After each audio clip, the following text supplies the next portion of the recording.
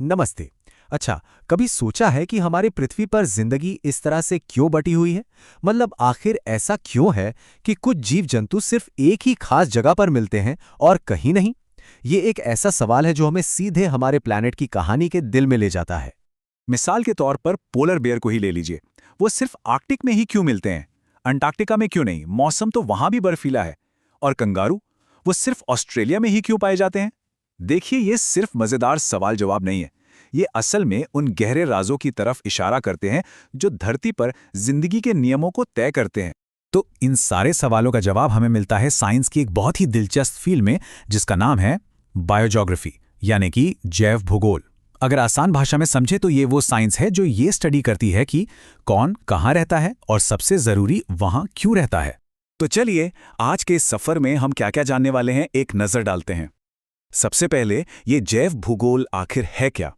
फिर देखेंगे कि इसका इवोल्यूशन से क्या कनेक्शन है, ये हमारे ग्रह को बचाने में कैसे काम आता है, और हाँ, हमारी सेहत और हमारे खाने से इसका क्या रिश्ता है।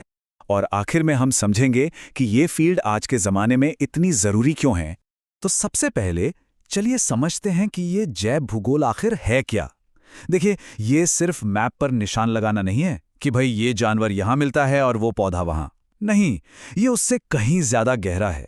ये उन ताकतों को समझने की कोशिश है जो हमारे प्लैनेट पर जिंदगी की इस खूबसूरत पहेली को बनाती हैं।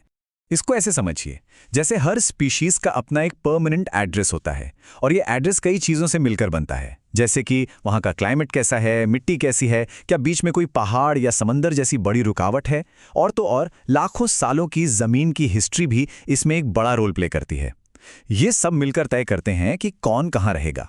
लेकिन सवाल ये है कि इन सबका जिंदगी की सबसे बड़ी कहानी यानी एवोल्यूशन से क्या लेना देना है। तो बात यह है कि जैव भूगोल असल में एवोल्यूशन की थ्योरी का एक बहुत बड़ा और मजबूत सबूत है। और इसका जो सबसे ज़रूरी कीवर्ड है ना, वो है आइसोलेशन, यानी अलगाव। होता क्या है कि जब कोई प्रजाति, मान लीजिए एक नए पहाड़ या समंदर की वजह से दो हिस्सों में बंट जाती है, तो वो एक दूसरे से कट जाते हैं। फिर हजारों लाखों सालों में ये दोनों हिस्से अलग अलग तरीके से विकसित होने लगते हैं, और बस यही है नई प्रजातियों के बनने का सीक्रेट फॉर्मूला। और अगर इसका सबसे क्लासिक एग्जाम्पल देखना हो तो वो हैं गैलापागोस आइलैंड्स की डार्विन फिंचेस। ये छोटे छोटे पक्षी एक चलती फिरती लैब की तरह हैं, जो हमें साफ साफ दिखाते हैं कि एवोल्यूशन असल में काम कैसे करता है। साइंस में इस प्रोसेस को एडैप्टिव रेडिएशन कहते हैं। सोचकर देखिए, एक ही तरह का पक्षी एक नए द्वीप पर पहुंचता है, और फिर समय के साथ उसकी अलग अलग पीढ़ियां अलग अलग प्रोफेशन अपना लेती हैं। किसी की चोंच बीज तोड़ने के लिए मोटी और मजबूत हो जाती है, तो किसी की चोंच कीड़े मकोड़े पकड़ने के लिए पतली और नुकीली। सब अपने अपने माहौल और खाने के हिसाब से ढल जाते हैं। ये नेचुरल सिलेक्शन का एक परफेक्ट एग्जाम्पल है। लेकिन देखिए, जैव भूगोल सिर्फ थ्योरी और पुरानी बातें नहीं है। असल दुनिया में आज के जमाने में इसका बहुत बड़ा रोल है, खासकर जब बात आती है हमारे प्लैनेट को बचाने की। तो चलिए अब बात करते हैं कंजर्वेशन की। ये फील्ड हमें एक तरह का रोड मैप देती है कि कैसे हम उन स्पीसीज को बचाएं जो खतरे में हैं। इसकी मदद से हम ये पता लगाते हैं कि बायोडायवर्सिटी हॉटस्पॉट्स कहाँ हैं, मतलब वो जगहें जहां सबसे ज्यादा तरह के जीव जंतु रहते हैं। हम ये भी तय कर पाते हैं कि किन प्रजातियों पर तुरंत ध्यान देने की जरूरत है, और फिर हम ऐसे पार्क और रिजर्व्स बनाते हैं जो वाकई असरदार हों। कंजर्वेशन के अलावा जैव भूगोल हमारे समय के एक और बहुत बड़े चैलेंज को समझने में मदद करता है, और वो है क्लाइमेट चेंज। साइंटिस्ट बायोग्राफी का इस्तेमाल करके ये ट्रैक कर रहे हैं कि बढ़ते टेम्परेचर का असर दुनिया भर के जीव जंतुओं पर कैसे पड़ रहा है, और एक पैटर्न साफ दिख रहा है। ज्यादातर प्रजातियां ठंडी जगहों की तरफ खिसक रही हैं, या तो पोल्स की तरफ या फिर पहाड़ों में और ऊंचाई पर। जाहिर है, इस बड़े शिफ्ट की वजह से पूरा इकोलॉजिकल बैलेंस गड़बड़ा रहा है। अच्छा, पर इन सब का हमारी रोजमर्रा की जिंदगी से क्या कनेक्शन है?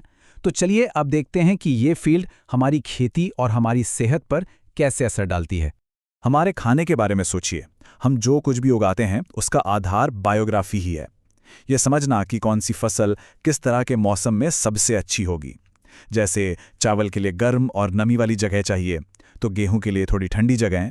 ये जानकारी अरबों लोगों का पेट भरने के लिए बहुत बहुत ज़रूरी है। और सिर्फ फसलें ही नहीं, कुदरत के नक्शे ने हमेशा से इंसानी बस्तियों के नक्शे को भी तय किया है। लोग हमेशा से वहीं बसे हैं जहां जमीन उपजाऊ हो, जहां पानी आसानी से मिल जाए। तो जैव भूगोल हमें ये समझने में भी मदद करता है कि हमारी सभ्यताएं कहाँ और क्यों फली फूली। अब एक और कनेक्शन देखते हैं जो शायद थोड़ा हैरान करने वाला हो, लेकिन है बहुत जरूरी। ये है जैव भूगोल और पब्लिक हेल्थ का कनेक्शन। जी हाँ, ये बीमारियों से लड़ने में भी एक बड़ा हथियार है। सोचिए, मलेरिया जैसी बीमारी से लड़ना है तो इसके लिए सबसे पहले ये जानना जरूरी है कि बीमारी फैलाने वाला मच्छर आखिर रहता कहाँ है, पनपता कहाँ है।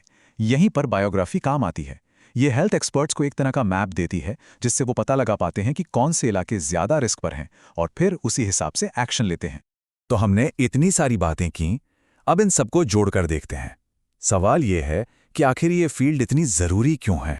देखिए, सबसे बड़ी बात यह है कि जैव भूगोल सिर्फ पेड़ पौधों और जानवरों की स्टडी नहीं है। ये वो धागा है जो हर चीज को एक दूसरे से जोड़ता है, कुदरत को, हमारे पर्यावरण को और हम इंसानों को। ये हमें याद दिलाता है कि इस प्लैनेट पर हर चीज एक दूसरे से कनेक्टेड है। तो मतलब सीधा है, चाहे हमें धरती पर जिंदगी की इस कमाल की वैरायटी को समझना हो, चाहे उसे बचाना हो, क्लाइमेट चेंज जैसी मुश्किलों से निपटना हो या फिर अपने लिए एक बेहतर भविष्य बनाना हो, इन सब के लिए जैव भूगोल को समझना बेहद जरूरी है। और यहीं पर मैं एक सवाल के साथ बात खत्म करना चाहूंगा। जैसे जैसे हम इंसान और क्लाइमेट चेंज मिलकर इस धरती को बदल रहे हैं, आने वाले वक्त में जिंदगी का ये नक्शा कैसा दिखाई देगा? ये एक ऐसी कहानी है जो अभी भी लिखी जा रही है और इसे लिखने में हम सबका एक रोल है।